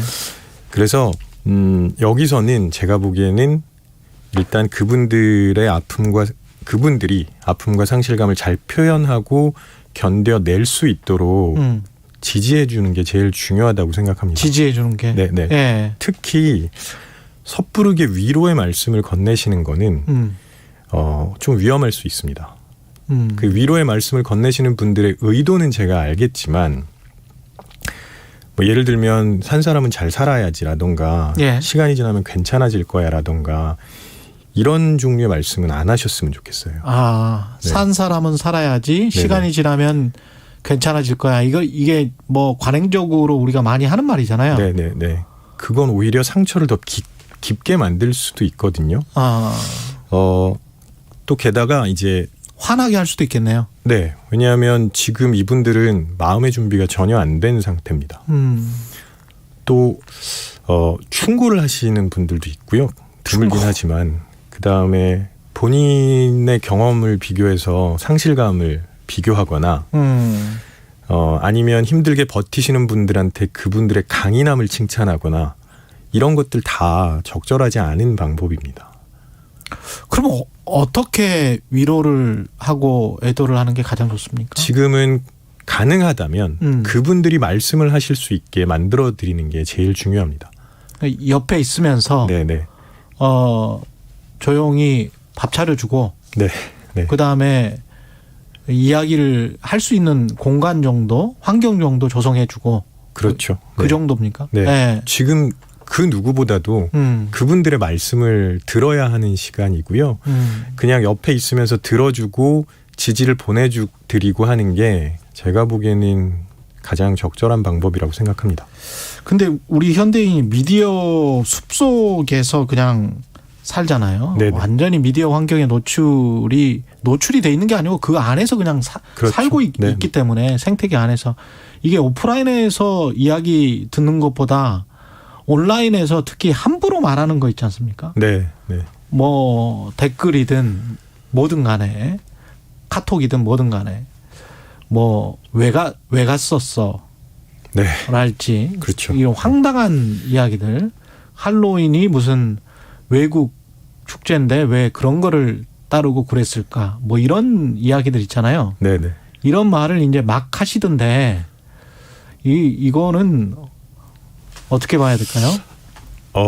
그런 말씀 하시는 걸 볼 때마다 정말 화가 납니다. 그럼 예를 들어서 왜 갔느냐라고 하면 예. 우리나라에 갈 수 있는 곳이 어디 있겠습니까? 그렇죠. 예. 이걸 예상하고 가신 분들은 없거든요. 왜가 놀러 갔죠, 뭐. 네. 예. 제가 특히 이번 참사와 관련된 여러 가지 글을 읽다가 예. 저의 눈길을 끄는 글이 있었는데 제발 그럴 줄 알았다는 말만은 하지 말았으면 좋겠다. 그럴 줄 알았다. 네. 예. 사실 만약에 그럴 줄 알았으면 여기에 가신 분들이 있을까요? 아무도 안 갔겠죠. 네. 그러니까 그거는 정말 말이 안 되는 거거든요. 처음에 사고가 났을 때 이 참사 저는 아이한테 아침에 들었는데 믿지 않았어요. 네. 믿기지가 않더라고요. 말이 안 되는 상황이라. 그렇죠. 네. 그러니까 더더구나 그럴 줄 알았다는 말은 말이 안 되고요. 네. 과연 뭐 본인의 가족이나 본인의 자식이나 친척 지인들이 그런 일을 당했어도 그럴 줄 알았다라고 하실 수 있을까요? 네, 그런 말씀은 진짜 좀 자제해 주셨으면 좋겠습니다. 그렇죠. 네. 예. 이게 가서 애도를 표하고 이러는 게 유족분들이나 그런 영상들이 가령 TV에 많이 나오는 거 있잖아요. 네네. 당신들을 이제 지지하고 있다. 사회적으로. 그래서 이제 그런 분들이 이제 화면에 나와서 이야기를 하고 그다음에 슬픔을 나누고 이런 것들은 괜찮습니까? 네. 그런 건 굉장히 중요하다고 생각을 하고요. 예. 이게 어떻게 보면 그분들도 그분들의 방식대로 애도를 표현하고 있다고 생각을 하거든요. 예. 그러니까 물론 가족이나 친척 혹은 지인은 아니지만 우리 사회에서 함께 살아간 분들의 희생을 어떤 방식으로든 경험하신 거거든요. 그러니까 그렇죠. 그분들도 비교할 수는 없겠지만 상실감을 느끼고 계실 거예요. 그래서 그분들도 나름의 방식대로 애도를 하는 거라고 보고요. 특히 그 중에 주변에 계신 상인분들 예. 혹은 거기서 제사상 차리고 막. 네. 혹은 또 안타까운 장면을 직접 목격하셨거나 구조에 참여하신 분들, 이분들은 훨씬 더 큰 상실감을 느끼실 거예요. 그래서 그분들의 애도도 역시 중요하다고 생각을 합니다. 그렇죠. 예. 그게 2014년 이제 세월호 참사 때도 그랬습니다만은 이게 가슴이 뻥 뚫린 것 같은 느낌 또는 뭐 굉장히 무거운 납덩이가 계속 가슴 속에 있는 것 같은 그런 느낌이 드는데 이게 이제 좀 뻥 뚫린 게 좀 메워지거나 납덩이 같은 게 좀 없어지려면 애도 말고 좀 그래도 진실은 좀 알고 싶은 인간의 욕구가 있는 거 아니에요? 당연하고요. 예. 예를 들면 그 모든 사별은 힘듭니다. 모든 사별은 힘들어요. 사별은 힘들다. 네, 그런데 모든 헤어짐은 힘들다. 네. 예. 그런데 보통 이제 병상에서 오랫동안 투병을 하시다가 돌아가신 경우에는 그 가족이나 친척 지인분들이 마음의 준비를 할 시간을 어느 정도는 그렇죠. 가지시는 경우가 많습니다. 예. 그러면 그 시간 동안 지난 삶을 돌아볼 수도 있고 관계에 대해서 한번 생각해 볼 수도 있고 또 왜 돌아가시게 되는지도 알거든요. 근데 지금 이 참사의 유가족분들은 당장 그 질문에 대해서 어디에서도 답을 찾을 수가 없습니다. 왜 이런 일이 생겼으며 왜 우리 아이가 이렇게 안타깝게 가야 하는지에 대한 답을 어디서도 찾을 수가 없습니다. 그러면 이분들이 과연 진짜 이걸 받아들일 수 있을까 하는 그 문제를 고민해 봐야 됩니다. 그 부분이 해결이 안 되면 제가 보기에는 진짜 제대로 애도를 하시기 쉽지 않을 거라고 생각합니다. 예. 그리고 이게 그 참사 현장에 있으면서 타인을 도왔던 분들 굉장히 많더라고요. 네. CPR 또 같이 하고 그다음에 뭐 발코니 같은 것도 있어가지고 거기에 어떻게든 뭐 끌어올려 주신 그런 분들도 있고 이렇게 타인을 적극적으로 돕는 행위는 이런 위기 시에는 자연스럽게 나오는 겁니까 우리가 인간이? 네, 사실 이런 걸 이제 이타적 행동이라고 하는데 이타적 행동에 대한 연구도 굉장히 많이 진행을 되고 있거든요. 근데 학계에서는 열심히 논쟁을 하고 있지만 이기적인 유전자뿐만이 아니라 이타적인 유전자도 인간이 가지고 있다고 얘기를 하거든요. 지금 당장은 나의 이기적인 행동이 나에게 어떤 이익을 가져올지 모르겠지만 예. 장기적인 관점에서 보면 이타적인 행동이 더 큰 이익을 가져오는 경우가 훨씬 많고요. 그런 걸 이제 보통 평판으로 해석을 하는 분들도 예. 있고 그래서 그런 진화의 과정에서 이타적인 행동들이 우리의 삶에 도움이 되어 왔기 때문에 우리한테는 그런 유전자가 있다고 봐도 제가 보기에는 뭐 이미 DNA에 네. 심겨져 있다. 네네. 예. 그런데 이제 그렇게 어떻게 보면 이타적 유전자가 많은 분들일 수도 있겠습니다만은 착한 분들, 구조대원이나 그 구조를 했던 시민들은 죄책감이나 미안함을 훨씬 더 토로한단 말이죠. 그렇죠. 그럼 착해서 그런 거예요? 그분들이 가장 가까이 있으면서 가장 애를 많이 쓰셨기 때문에 그렇습니다. 그 안타까운 현장을 목격하면서 뭐든 해야 된다고 생각을 하시고 하셨거든요. 예. 그런데 그럼에도 불구하고 희생자들이 많이 나오니까 일단 첫 번째로 느끼는 감정은 무기력감일 겁니다. 그렇군요. 내가 뭔가 더 할 수 없었을까 하는 생각을 많이 하시게 될 거고요. 그 무기력감 때문에 더 지치고 힘드실 수 있다는 거죠. 그래서 저희는 제가 생각하기에는 그분들도 역시 많은 위로를 받아야 되는 분들이라고 생각합니다. 현장 밀접성 이거군요. 이런 것들이 어떻게 보면 고위 관료들이나 이런 쪽에서 공감을 지금 못 해주는 것 같은 그런 느낌을 제가 받는 게 네네. 네. 이게 현장에서 훨씬 더 밀접해서 있었던 사람들이 느끼는 공감하고는 좀 다를 수가 있겠습니다. 네, 실제 그 현장을 직접 목격하신 분들은 상당수 트라우마에 시달리기도 하거든요. 그렇죠. 네. 그 정도로. 네. 이게 세대별 밀접성과도 연관이 있을까요? 가령 이런 문화, 헬론 축제 같은 문화를 겪어보지 못했던 세대가 있을 것이고, 그리고 10대, 20대 같은 경우는 지금 세월호 참사를 겪고, 특히 20대는 그때 10대 때 겪고 지금 대학생이거나 직장인 네네. 이럴 거란 말이죠. 네. 그 사람들이 느끼는 어떤 그 상처는 훨씬 더 클 것 같습니다. 일단 이거를 세대로 구분해야 되는지는 잘 모르겠습니다. 네. 왜냐하면 그 어느 세대든 간에 10대나 20대 나름대로의 즐기는 게 있었고요. 그렇죠. 그다음에 지금도 각 세대별로 즐기는 그런 경험들이 있거든요. 지금 이건 10대나 20대가 즐기는 경험 중에 하나였을 거예요. 예. 그래서 왜 그런 걸 했느냐라는 표현은 적절하지 않고요.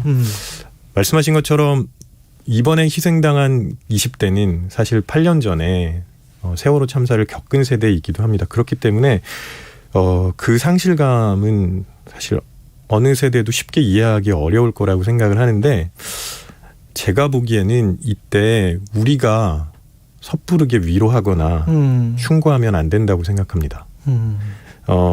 특히 잊으라고 강하게 말씀하시거나 네, 강요하시거나 그거는 좀 안 하셨으면 좋겠어요.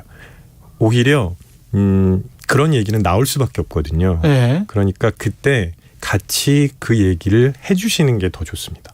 해주는 게. 네, 피하시지 말고 그 세대가 생각하는 게 있고 다른 세대가 생각하는 것들이 분명히 조금은 다를 수 있거든요. 말을 하면. 네, 네. 그렇죠. 말을 이끌어내지는 말고. 아, 그렇죠. 네, 맞습니다. 네, 물어볼 거예요.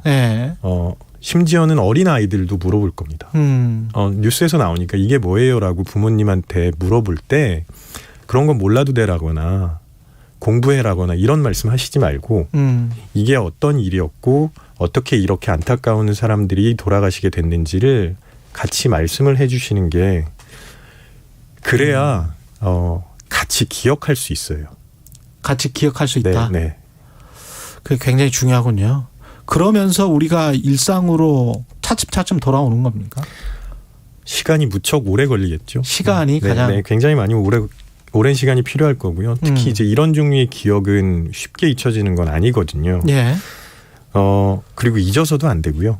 그래서 좀 전에 말씀드린 것처럼 잊는 게 아니라 제대로 기억할 때 일상으로 돌아올 가능성 그리고 시간은 더 빨라질 거라고 생각합니다. 예.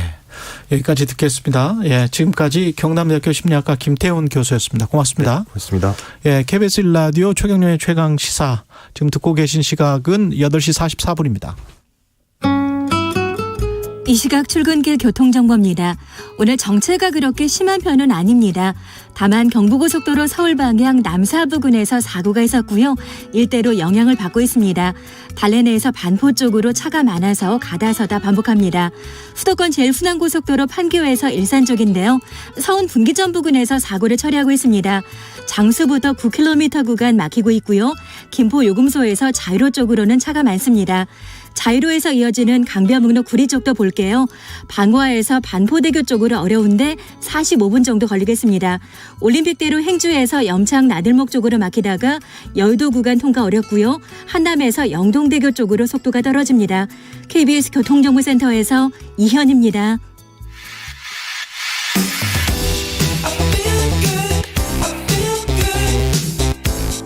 세상에 이익이 되는 방송 최경영의 최강 시사. 네, 지난달 26일 경북 봉화군 아연광산에서 갑자기 밀려 들어온 진흙 토사물이 갱도 아래로 쏟아졌습니다. 5명은 탈출했고 2명이 지금 매몰돼 있는데요. 구조 작업이 한창입니다. 최명기 대한민국 산업현장교수단 교수 연결돼 있습니다. 안녕하세요. 예, 안녕하십니까. 예, 구조 작업이 어느 정도 진척됐을까요? 지금 이제 크게 그쪽 그 광산을 보게 되면요, 그 수직갱이라고 해서 이제 어떻게 보면 수직으로 나 있는 이제 그 어떤 그 터널 개념인데요. 수직갱이 이제 1수직갱이 있고 그다음에 2수직갱이 있습니다.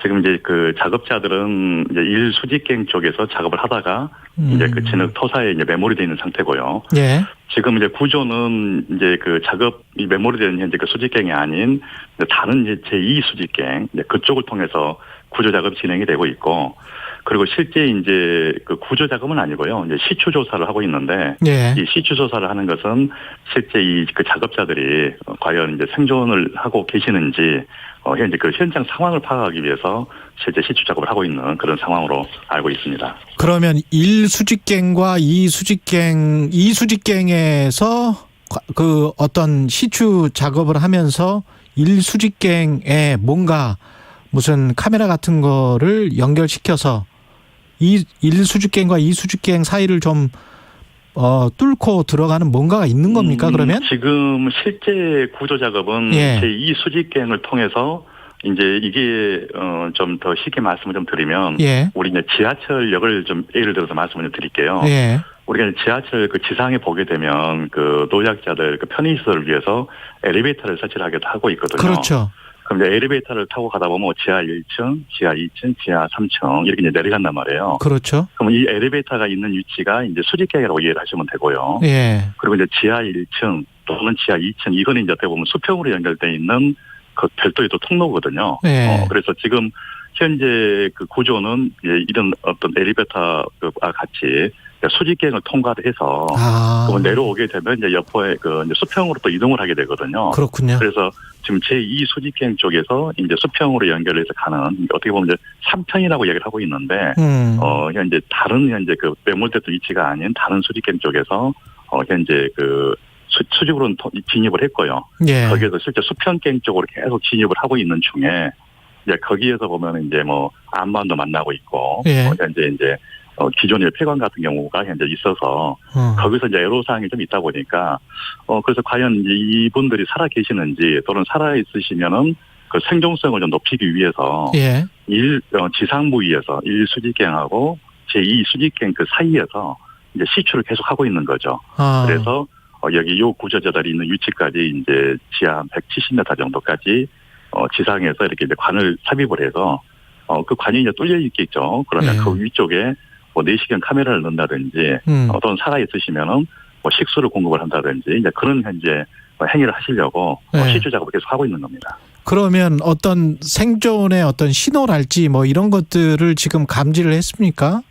혹시? 지금 아마 오늘 오전까지 현재 그 언론 보도를 보면 실제 이제 구조대가 시추 현재 관통을 했던 그 위치에서 계속 이제 내시경도 아마 돌려보고 있고요. 예. 그다음에 실제 이제 뭐 구조 그 신호를 보내고 있는데 지금 전혀 현재 그 구조자들이 이제 구조 신호를 보내고 있지는 않는 걸로 현재 그렇게 보여지고 있거든요. 그래요. 예. 그래서 이제 이건 크게 이제 어떻게 해석을 할 수가 있냐면 실제 그 요 구조자들이 그 위치에 현재 없을 가능성도 있고요. 첫 번째는. 그렇겠죠. 예. 그다음 두 번째는 이제 그 위치에 계시는데 실제 토사가 이제 매몰이 되면서 그때 같이 매몰될 가능성도 있고요. 예. 또는 이제 원래는 현재 생존해 계셨는데 이게 이제 그 공간이 터널이라는 그 공간, 그 갱이라는 공간이 어떻게 보면 동굴로 보시면 되는데 예. 이게 앞뒤가 막혀 있다 보니까 거기는 이제 공기가 이제 부족하겠죠. 산소 같은 게. 예. 그러다 보니까 아마 생존 기간 실질적으로 생존 자체가 좀 확률이 좀 낮지 않겠나. 예를 들어서 매몰이 돼 있다든지 힘이 없어도 거기 위치에서 소리를 좀 지르신다든지 예. 아니면 돌로 그 시추공을 때리시게 되게 되면 그게 이제 지상까지 울리거든요. 예. 그러면 이제 생존성을 확인할 수가 있는데 지금 관입을 한 상태에서 실제 어떤 소리라든지 기타 또 다른 부분에 대해서는 탐지를 못했다는 이야기는 그렇게 해석할 수가 있을 것 같아요. 그 토사면은 그 돌이 뭐 쏟아진 거하고 좀 다를까요? 돌하고 토사하고 좀 틀리는데요. 예. 실제 돌이 만약 무너지게 되면 돌하고 돌 사이에는 틈이 있잖아요. 그렇죠. 그럼 이제 그쪽을 통해서 뭐 공기라든지 그렇죠. 이런 것들이 이제 아마 갈 수는 있을 걸로 보이는데 지금 붕괴된 게 아마 이제 토사인데 토사도 아마 기존에 실제 그 사업장에서 이 광산을 채취하고 나서 남아있는 슬러지 어떻게 보면 슬러시 네, 슬러지요. 네, 그러니까 어떻게 보면 이제 폐기물이라고 보시면 되는 거죠. 이걸 기존 아마 폐강에 작년에 이제 매립을 해서 작년에 이제 그 내부 고발자가 고발하신 상태고 아마 그게 아마 내려오지 않았나라고 일단 추정은 할 뿐인데요. 이게 이제 만약에 폐 슬러지가 이게 내려왔을 경우에는 이게 공간이 없어요, 이게요. 어떻게 보면 우리 이제 진흙 같은 개념 또는 뻘 같은 개념 그러다 보니까 공기 자체가 들어갈 가능성이 없어서 실제 이제 생존에 있어서는 더 취약하게 생존율이 낮을 수밖에 없는 그런 환경이 되겠습니다. 지금 10일째면 가능성은 어떻게 보세요? 실제 다른 현재 그 일국의 사례를 비교를 해보면 예. 뭐 2010년도에 칠레에서 그 산호세 광산에서 실제 그 시추 조사를 통해서 이제 확인을 해보니까 17일 만에 생존해 계셨거든요. 예. 그리고 이제 거기를 이제 69일 만에 실제 구출을 하셨고요. 그래서 생존 가능성이 만약 살아 계신다 그러면 지금 어제 내시경으로 확인을 해보니까 이제 지하수가 있는 건 확인이 됐었고요. 그럼 지하수가 있다는 이야기는 물은 있었다는 이야기거든요. 그래서 공기 부분만 좀 이게 확보가 되면 아마 생존의 가능성이 좀 있고요. 예. 만약에 공기가 부족했다 또는 실제 이제 매몰이 되는 과정에서 바로 그 매몰 위치 근처에 있었다 그러면 생존 가능성은 좀 희박하다 그렇게 추정을 하고 있습니다. 이번 사고 광산업체는 지난 8월에도 지금 사망 사고가 있었습니까? 네, 그랬었죠. 지난 8월에도 동일한 그 1 수직갱 그 위치에서 역시 이제 붕괴 사고가 발생이 됐었던 거고요. 그래서 아마 이 사고 원인을 추정을 해보면 실제 이 어떤 지질이라든지 지질 구조 이게 이제 취약한 상태에서 작년 12월 달에 이제 그 폐광을 매립했던 그 현재 불법 그 폐기물들 이거 이제 하중으로 작용이 되면서 아마 집안에 영향성을 미쳤지 않나라는 일단 생각을 해볼 수도 있는 거고요. 그 다음에 실제 이게 그 발파라든지 이런 작업을 많이 하게 됩니다. 예. 그러다 보면 집안 자체가 흔들리겠죠. 그리고 집안 영역이 안전됐던 부분이 이제 좀 취약하게 될 그런 가능성도 좀 있어 보이죠. 그래서 자세한 사고 요인은 추후 조사를 해봐야 되겠지만, 제가 추정할 때는 붕괴가 발생이 됐다. 특히 8월에 발생이 됐고, 이번에도 발생이 됐다는 이야기는 아마 그 집안 자체에서 어떤 알 수 없는 무언가의 어떤 그 하중이 작용이 됐던 거고, 그러므로서 이제 광산 자체가 좀 취약해서 붕괴된 걸로 그렇게 예상을 해볼 수도 있습니다. 이것도 중대재해법 위반 여부 조사를 하겠네요. 당연히 이제 아마 노동부 쪽에서는 조사를 할 것이고요. 예. 특히 이제 중대재해처벌법에서도 이제 요구하고 있는 게, 그 재발 방지 대책이라는 걸 수립을 하셔야 되는 거거든요. 네. 그래서 실제 그 재발 방지 대책을 수립을 하셔야 되는데, 8월 달에 그런 사건이 있었는데, 또 이번에 있었다는 이야기는 결국은 재발 방지 대책을 수립 안 했다는 거죠. 예. 재발 방지 대책을 수립하기 위해서는 사고 원인이 정확하게 어떤 원인이 발생되는지 그걸 일단 조사를 해야 되는 거고요. 거기에 따라서 이제 충분히 안전성 어떤 확보를 좀 하는 상태에서 작업을 했어야 되는데, 그런 부분이 안 돼 있는 상태에서 사고가 발생이 됐던 거고요. 그리고 실제 중대재해처벌법에서 이거를 이제 그 어떤 처벌을 한다 할지라도 조건이 상당히 까다롭습니다. 이게 무조건 사고가 발생했다고 해서 처벌하는 건 아니거든요. 그래서 거기에 대해서 고의적으로 실질적으로 안전조치를 안 했다든지 또는 내가 안 함으로써 사고가 발생할 가능성이 있었다든지 예상을 좀 해야 되는 거고요. 그다음에 이런 어떤 그 중처법이 제공하고 있는 안전보건 관리 체계 구축하고 사고 발생과의 어떤 연관성 이런 것들을 증명을 해야 되는데 그게 현실적으로 좀 힘들거든요. 그래서 지금 노동부가 올해 1월 27일부터 중처법 시행을 했었지만 사고는 한 150건 정도가 발생이 됐지만 실제 기소된 건은 불과 몇 건 안 되거든요. 그걸 증명을 해야 되기 때문에요. 그래서 아마 좀 더 세밀하게 이번 중처법 수사하는 과정에서도 면밀한 조사가 좀 필요할 걸로 그렇게 보여지는 겁니다. 이태원 참사 관련해서 그 좁은 골목에 그 불법 그 중축한 부분들 있지 않습니까? 네, 그 옆골목도 그 비슷했었던 것 같은데. 네. 이런 거는 어떻게 사전에 차단할 수가 없었던 건가요? 실제 이제 불법 중축물이 이제 있음으로써 당연히 이제 병목 현상이 유발됐던 건 사실이고요. 그렇다고 보면 이제 불법 건축물에 대해서 너무 그동안 관할구청이라든지 일반 시민들이 좀 너무 안일하게 생각한 거 아니냐는 생각이거든요. 네. 이런 불법 건축물이 있음으로써 이 안전성에 이제 유해가 되는 이런 상황에 대해서는 실제 처벌을 해야 되는데 지금 현재는 어떻게 이제 조치가 이루어지냐면 처음에 이제 불법 건축물을 일단 단속을 합니다. 네. 단속을 하고 나서 여기에 대해서 시정명령을 때리죠. 어떻게 빨리 조치를 하라는 명령. 그리고 이게 이제 시정명령을 했는데도 안 되게 되면 이제 금전적으로 이제 강제 이행금을 이제 부과를 하게 되는 거고. 이 강제 이행금 부과한 데까지만 현재 가 있는 상태고요. 실제 이걸 강력하게 이제 그 관할구청에서 그 행정 대집행을 해야 되거든요. 강제 철거를. 그런데 강제 철거를 하다 보면 민원이 많이 발생이 될 거고요. 거기에 대해서. 그렇겠죠. 그리고 이제 어떤 정치권들 특히 이제 지자체장들 입장에서는 이제 선거하고도 관련이 되잖아요. 이게요. 의원들이라든지. 그래서 강력하게 단속을 못 하다 보니까 현재 이런 상태가 와 있고요.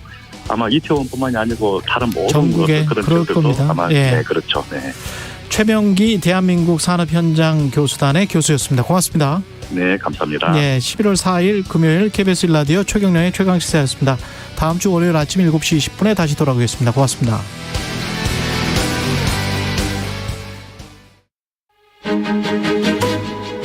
그동안 일부 유지되어 오던 실외 마스크 의무 착용이 완전히 해제됐는데요. 이제 실외 경기장과 공연장에서도 마스크를 벗을 수 있습니다.